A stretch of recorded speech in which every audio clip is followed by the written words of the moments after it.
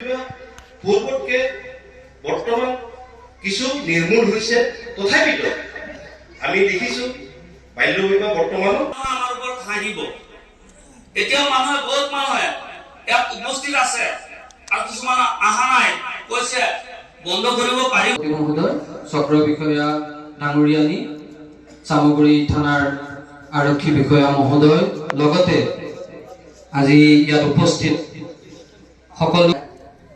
program kansai atau jurnal karena babu jurnal itu আজি বাজিয়াগাঁও ৰাইজে সিদ্ধান্ত লৈছো যে বাজিয়াগাঁও ড্ৰাগছ মুক্ত কৰিবৰ কাৰণে ড্ৰাগছৰ কাৰণে যিবিলাক ক্ৰাইম বাজিয়াগাঁৱত হৈ আছে এতিয়া কিছুমান মানুহে ধৰক 10-15জন মানুহ হ'ব ড্ৰাগছৰ ব্যৱহাৰ কৰে আৰু যিবিলাক খোৱা মানুহ বন্ধ হৈ যায় কিন্তু ড্ৰাগছ ব্যৱহাৰ কৰা মানুহ যিবিলাক বাহিৰৰ পৰা ড্ৰাগছ ছাপ্লাই দিয়ে এই মানুহখিনিৰ কাৰণে বাজিয়া গোটেই গাঁওখনৰ বদনাম হৈ আছে সেইকাৰণে আজি আমি গোটেই বাজিয়াগাঁও ৰাইজ একত্ৰিত হৈ আমি সামগ্ৰী ৰাজহ চক্ৰ বিষয়া মহোদয়নী ভাইদেউক মাতিছো আৰু সামগ্ৰী থানাৰ আৰক্ষী বিষয়া মহোদয়ক মাতিছো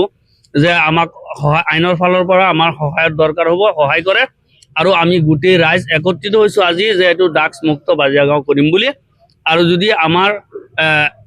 ইয়াত যদি আৰু কোনোবা মানুহ ড্ৰাগছ সেৱন কৰি বা ড্ৰাগছ বেচাসকল যদি যিবিলাক ড্ৰাগছৰ লগত জড়িত হৈ আছে এইবিলাক মানুহ যদি ইয়াত মৰি যায় মৰাৰ পিছত আমাৰ যিবিলাক ৰাজহুৱা কবৰস্থান হওক বা আমাৰ পাৰ্চনেল কবৰস্থান হওক যাত মাটি দিব নোৱাৰে এইটো আমি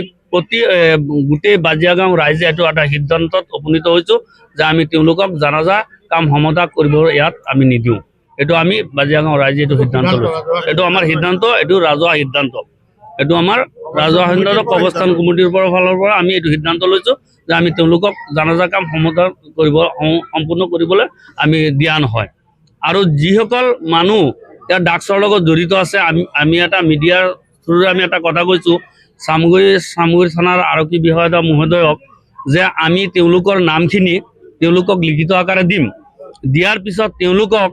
কি একশ্যন লয় যে তেওঁলোকে ধৰক এতিয়া ধৰি নিলে কয় ড্ৰাগছটো পোৱা নাই তেওঁলোকে বাহিৰত থৈ দি পেলাই আকৌ থানাৰ পৰা নাপালে এৰি দিয়ে নহ'লে কোৰ্টৰ পৰা আহে জামিনত আহি আকৌ এই ড্ৰাগছৰ ৰমৰমীয়া ব্যৱহাৰটো তেওঁলোকে কৰি থাকে আৰু তেওঁলোক এতিয়া ধৰক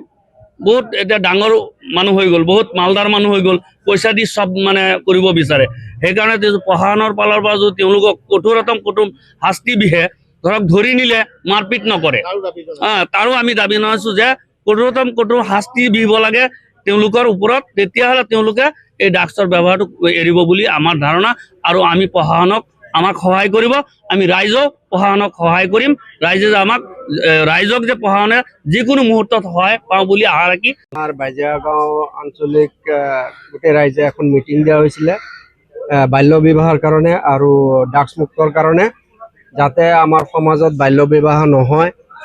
উপযুক্ত বয়স হ'লে যাতে বিবাহ পাতে সেইটোৰ কাৰণে চৰকাৰে যিটো পদক্ষেপ লৈছে সেইটো আমি সমৰ্থন কৰিছোঁ সমৰ্থন কৰি জৰুৰীভাৱে এখন মিটিং দিয়া হৈছে এই মিটিঙত ৰাজহুৱা মিটিঙত আমাৰ SDC চাৰ্কুল অফিচাৰ বাইদেউ আহিছিলে আমাৰ সামগুৰি থানাৰ সিদ্ধান্ত হৈছে ড্ৰাগছ মুক্ত বাজিয়াগাঁও আমি বিচাৰিছোঁ তাৰপিছত বাল্য বিবাহ আমাৰ বন্ধ হ'ব লাগে আৰু এইখিনি যদি ড্ৰাগছ মুক্ত যদি কোনোবা যদি ড্ৰাগছৰ লগত জড়িত থাকে আৰু যদি কোনোবা যদি ড্ৰাগছ বিক্ৰী কৰে আৰু যদি তেওঁলোকৰ পৰিয়ালত যদি কোনোবা মানুহ মৃত্যু হয় তেন্তে আমাৰ আঞ্চলিক যিটো কবৰস্থান আছে কবৰস্থানত মাটি দিয়া নহ'ব আৰু আমাৰ জনাব তেখেতে জনাজাত যাব নোৱাৰে এইটো আমাৰ গোটেই অংশগ্ৰহণ কৰিব নোৱাৰে এইটো আমাৰ ৰাইজৰ ফালৰ পৰা এইটো সিদ্ধান্ত কৰা হৈছে